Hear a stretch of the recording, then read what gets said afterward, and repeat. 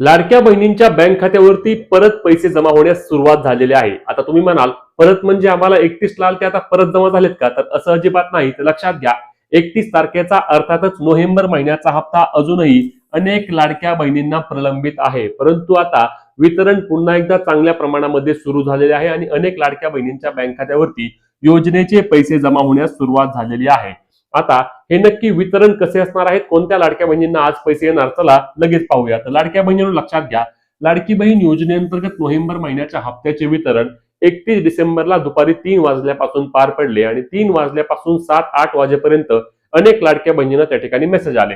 त्यानंतर 1 जानेवारी रोजी जे वितरण पार पडले ते फक्त एकच टप्प्यामध्ये सकाळी वितरण पार पडले आणि त्यामुळे अनेक कमी लाडक्या बहिणींना योजनेचे पैसे आले, ज्या आणि त्यामुळेच कमी प्रमाणामध्ये लाडक्या बहिणींच्या खात्यावरती पैसे जमा झाले. दुपारनंतर कोणालाही मेसेज आला नाही, कोणालाही पैसे जमा झाले नाहीत.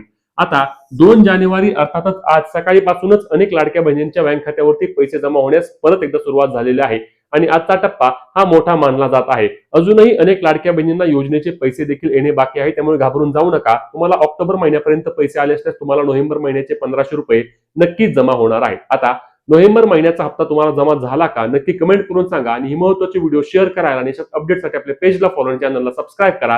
जय महाराष्ट्र.